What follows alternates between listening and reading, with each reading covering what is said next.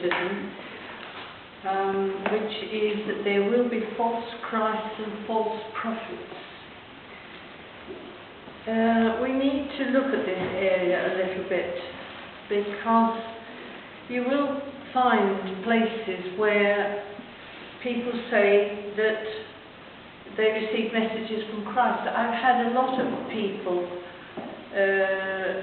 British people, spiritualists usually, coming to tell me, oh, we have Jesus in our group every week, and oh, I often speak to God and stuff like that.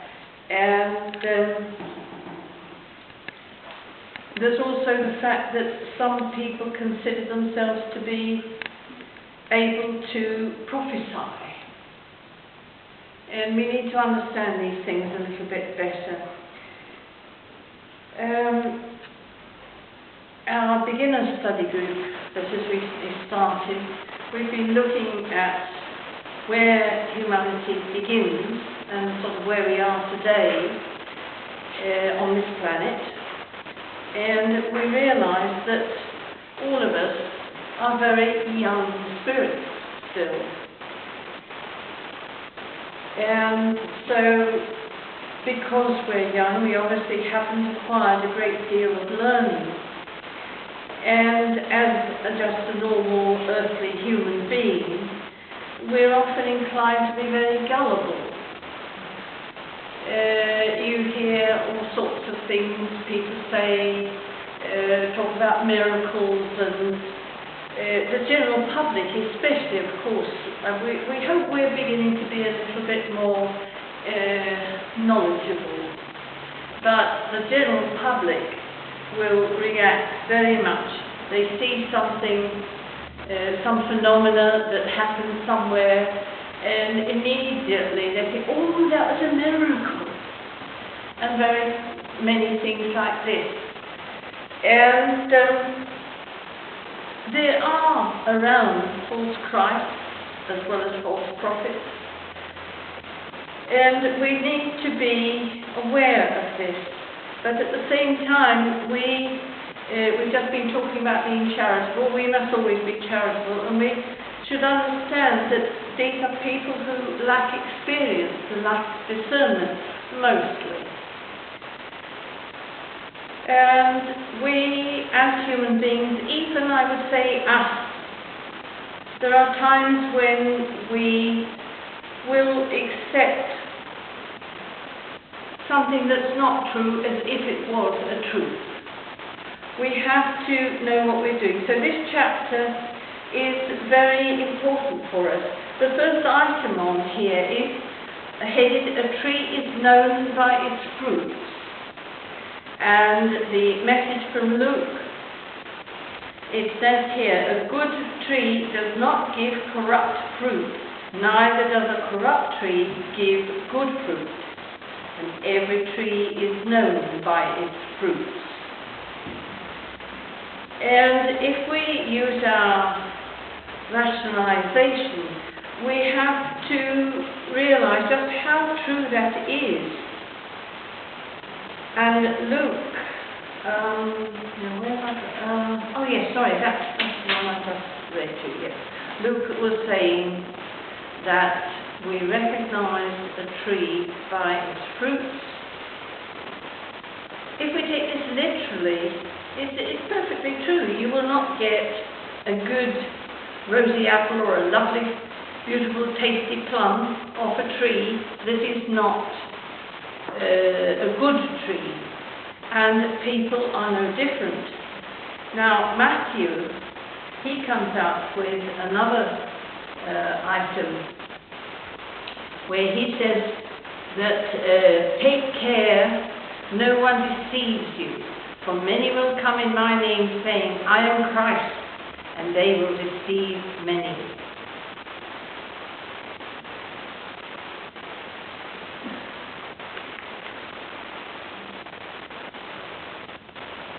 Of course, there are as well true prophets, and here within the Gospel, it's referring a lot when they talk about prophets, because a person prophesies, they give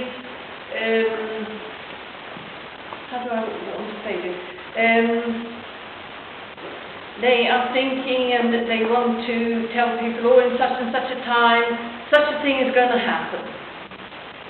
That is prophesying. But to be a prophet, that is something different. Because to be a prophet, a true prophet, is somebody who has received a very important mission.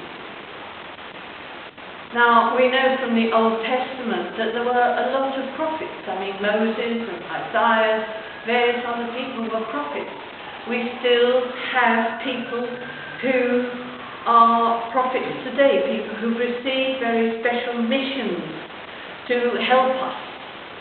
But when we hear a lot of prophecy, and a person who considers himself to be a medium, who is always giving out prophecies, then we should be very careful. Very careful indeed.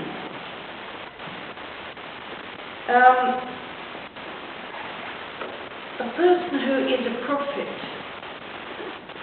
means a person who is really wise, a person who has virtues.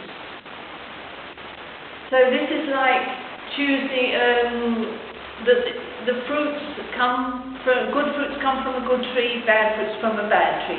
If someone there we're considering proposes to be or is said to be a prophet, but if when we get to know them that they have got none of the virtues that we're always learning about, then you can be sure they're not a prophet, or they're a false prophet.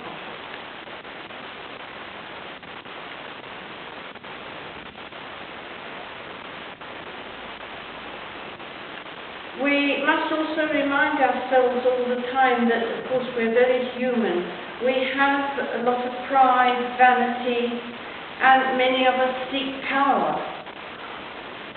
And this all comes into this whole topic here. And under the title, or the subtitle of Prodigies of the False Prophets, you will read the fact that so many people utilize their psychic faculties to seek power, to seek fame, and they don't mind how they use them and how they get there. And we are reminded that the psychic faculties in themselves are neutral, so that they can always be used for goodness or for the opposite. And so just because a person is a medium doesn't necessarily have anything to do with their spiritual status, I'll say. So be very much aware of that. Judge the quality of their faculty, etc., by the kind of person that they are.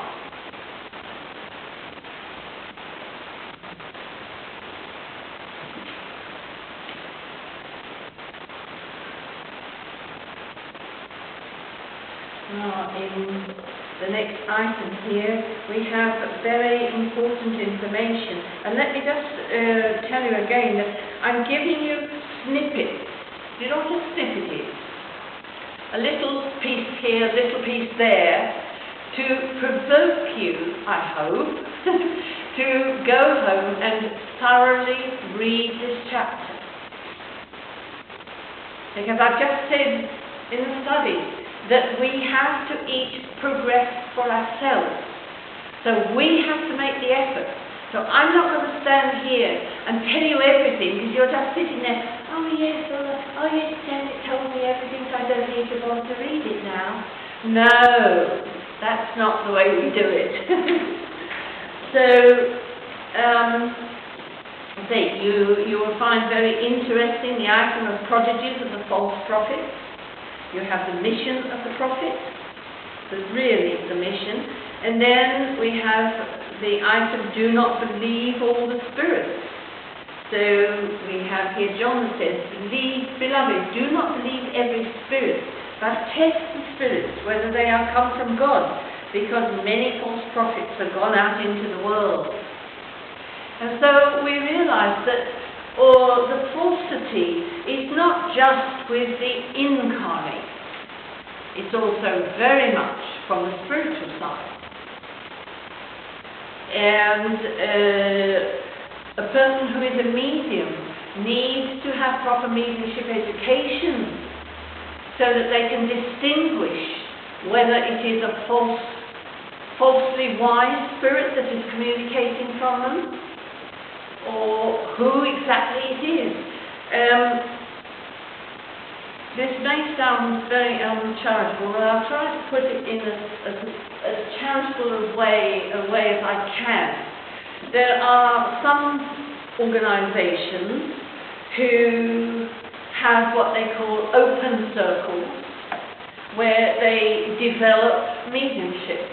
And I have attended, some years ago, several of these kind of sessions, and I discovered that the first time a person receives a communication from the spiritual world, the person directing will immediately say, "Oh, that's your spiritual guide."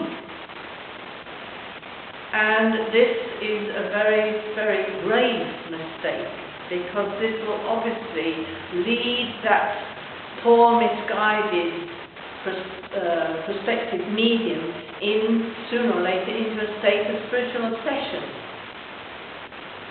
Because there are many spirits in the spiritual world who want to play with our faculty, use it for a lot of fun and jokes, but others who wish to dominate us, take us over, control us, not get inside us, please, but dominate our faculties, etc.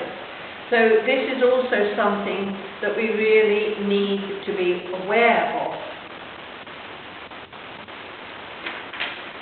We have the instructions from the Spirit, and the first message is quite a long one. It comes from a spirit called Louise, and it's entitled The False Prophet.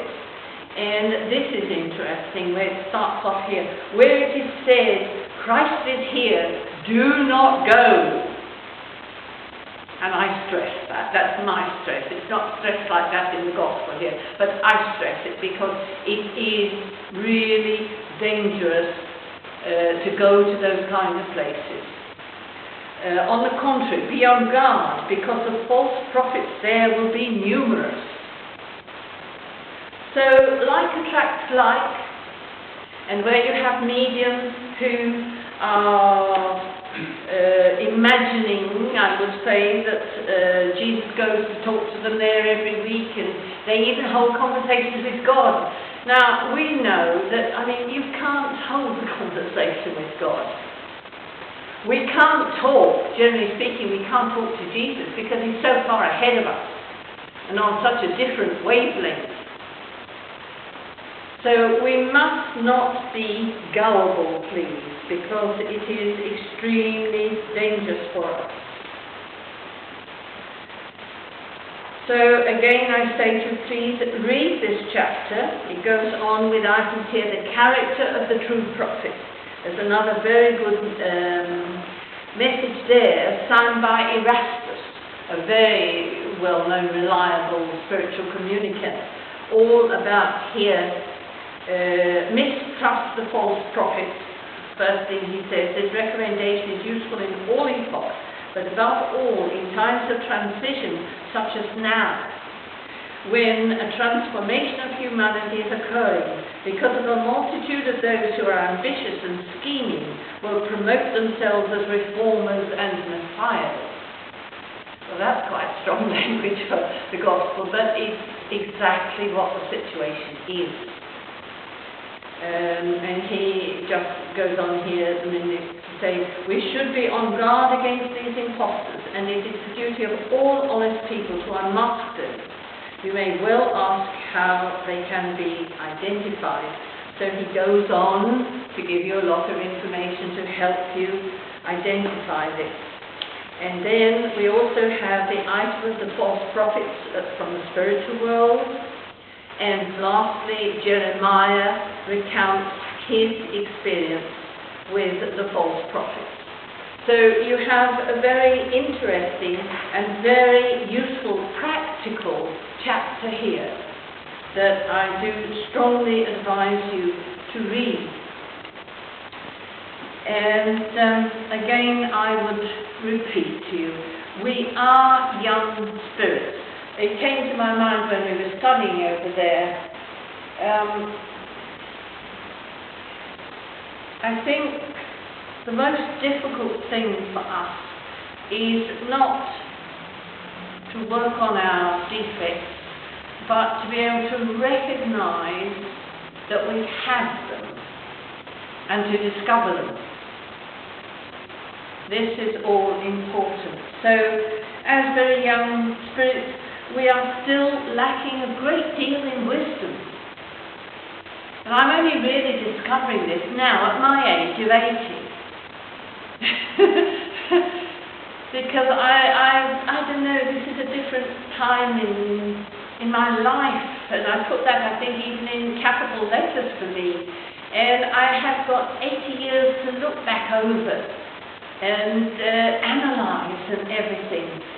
And it just makes me realise how unwise I still am. In other words, how much I'm lacking in wisdom, etc. We all have many doubts, and because on certain occasions we seem to be so needy.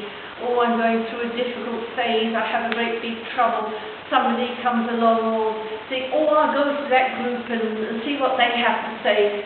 And we are at a very vulnerable position in that circumstance. And we may hear something that it's what we would like to have heard, but very often it's not what we need to hear. So when we hear things that are very agreeable, as it were, to us, let's stop and analyse them carefully and think about it before we accept things. Right? And why are we so often very sort of insecure? As young spirits, we still have to work a great deal to have real, true faith. That lack of real faith, that, oh, well, I believe. Yeah, but that's not faith. Faith is something deep inside of us that leaves us with no doubt about who we are, what we are, where we come from, things like this, and that God exists, God is all love, God is the Father figure, and we had Jesus there, and we feel secure. So we have to work again, individually, to gain this real faith, and then we will not be so gullible. So this incarnation is a time for all of us to be gathering information, meditating on it, and little by little reaching our own conclusions. So please do read this chapter here, 21. There will be false Christs and false prophets, so that we will not fall into this, I would even call it a trap, especially if we are having problems, which sooner or later we do, but some leave us more vulnerable than others. If it's a material problem, okay, but sometimes we're having emotional problems, and they make us often very weak and very susceptible to false prophecies and all this kind of thing. So I hope you have something to think about. I thank you very much for your patience. Thank you, Janet. If you have any